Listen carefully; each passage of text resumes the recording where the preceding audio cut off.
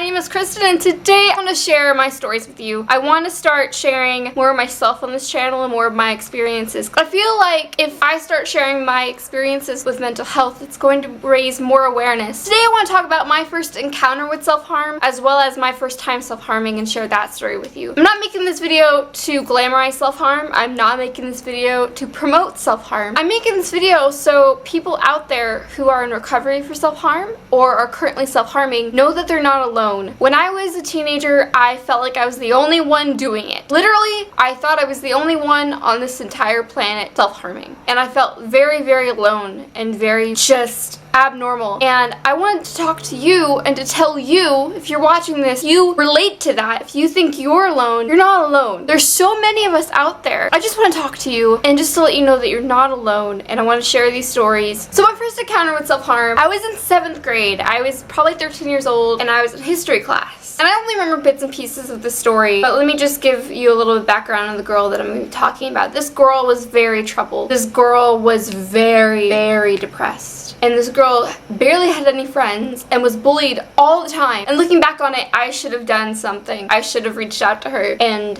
just at least tried to be her friend. Back then, I had no idea what mental health was in general. I had no idea what depression was. I had no idea what self-harm was. And I had no idea how to help someone who was going through that, because nobody taught me, and that's a different video. No one taught me, so I didn't know what to do. Anyway, there was a girl that sat next to me in class. She would get picked on all the time. She was overweight. She did smell a little bit. She didn't take care of herself. She always talked about how horrible her home life was. She would mumble to herself. She was covered in scars. Covered. And she didn't care that anyone else saw. Everyone in the class thought she was so weird, so abnormal, and I did too. I'm going to admit that, because I wanted people to like me, so I joined in to this behavior that I'm about to discuss. So my first encounter with self-harm is I was in homeroom history class with this girl, and I was surrounded by just bullies. I was being bullied by the girl behind me. The girl behind me was being bullied by the girl next to her. And then there was a guy that was kind of across the way, and he would always invite me to a party in his pants.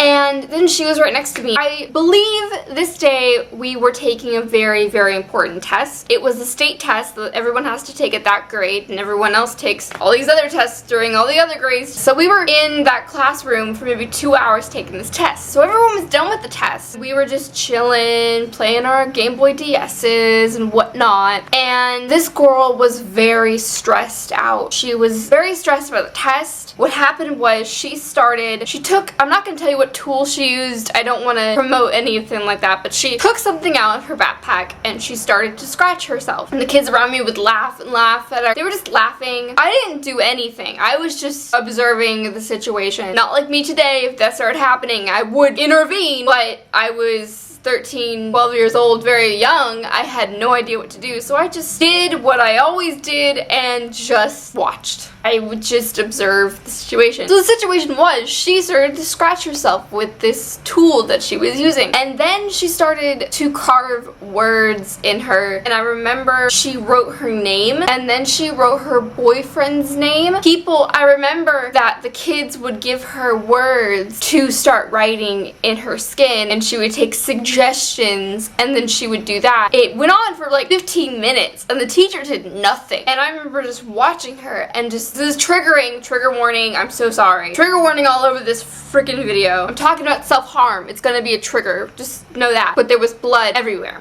It was just horrific. And finally, the teacher intervened, and it wasn't like you would expect a teacher to intervene, because not all teachers are educated in what to do when these things happen. What the teacher did, he came up to our desk and started yelling at her. What are you doing? What are you doing to your body? Do you know what you're doing? Get up, get your stuff, get up. And he was really angry, so much anger to this girl. And I just sat there and going, oh my god, oh my god, oh my god, what's going on? Like, teacher was just like, get your stuff, get up, you're going to the office. And this girl, she just bleeding everywhere, took her stuff and went to the office. And I remember that. and it's engraved in my mind. That was the first time I ever saw self-harm or witnessed anyone doing that. So that was my first encounter with self-harm. So let's talk about my first time self-harming, my thoughts about it, what happened, and people's reactions. Now this is in the past. I'm only talking about this to spread awareness for self-harm and to spread awareness for why people start self-harming. It's a very touchy subject for me. I've never told it out loud. So here we go. Kristen's first time self-harming story. I was a sophomore in high school, probably 15. Personally, I started self-harming because I wanted attention. I wasn't getting attention at home. I had lots of family issues. Growing up it was really hard for me, and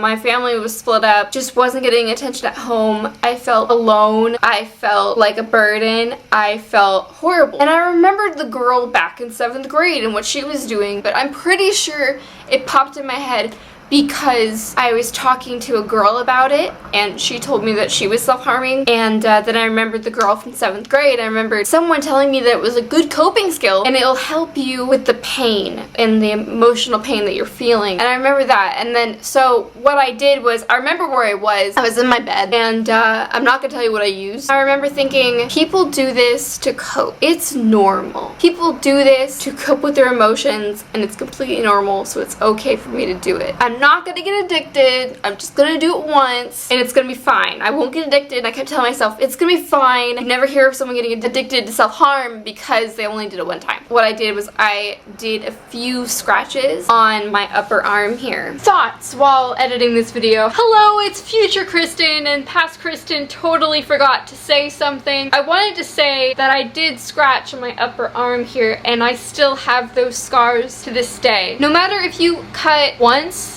or a million times, you are gonna have scars. Regardless of how you cut or how you self-injure, you are gonna have scars. Even if you do it once, and then you're gonna have those scars for the rest of your life. And I still have mine. And I still look at those scars every single day and know exactly why they're there. And when someone asks me, I have to make up an excuse because I'm so ashamed still about those scars. Just a little food for thought. And it was before a band performance. The next day, I was in marching band in high school, so it was before a big band performance. So I had scratches all up my arm. It was right here on my arm. I got caught. My father saw my scratches the next day at the band performance and asked me, what is this? What did you do? And I was like, nothing. It's nothing. Like, you know, I kept saying, it's nothing. And he, you know, it was the first time I did it, so he didn't know what it was, and he thought, you know, I said, oh, you know, the cat did it. You know, I had a cat at the time. And so I made that excuse of, that was the first time I self-harmed because I wanted attention from my father, and I wanted attention from my friends, because I was having just a bunch of issues at the time, and I didn't know how else to cope with it, so I cut myself. And there are other types of self-harm, but this is what I remember doing when I was at that age. Yeah. I want to say at the end of this video that if you are a self-harmer and you are self-harming for the first time, or you have been in recovery for a week or a month or a year, I want to let you know that you're not alone. Whether you're recovering or whether you're just starting, you are not alone, and there's help out there for you. So whether it be going to a therapist or just having a support system around you and talking about your problems, there's help for you out there. And I want you to know that. I want you to know that you're not alone. I want you to know that there's help for you out there. And I want you to know that recovery from self-harm is completely possible. 100% possible. It's hard. Here I am years later still recovering from it, and I'm 5 months clean now, and it's the longest I've ever been. I know it's possible, and the thoughts are still there and the urges are still there, but I'm going 5 months strong right now, and it's great, and I feel so good. I'm a junior in college right now. It's been a while of me recovering from self-harm. I want you to know that it's not impossible. It is hard, and I say this in many videos. It's difficult, but I want you to know that it's not impossible, and you can get better, but you just gotta try, and you just gotta tell yourself that you're strong enough to recover and you're worthy of recovery. Hope you guys enjoyed this video, and I'll see you guys next time for another mental health video. Bye guys.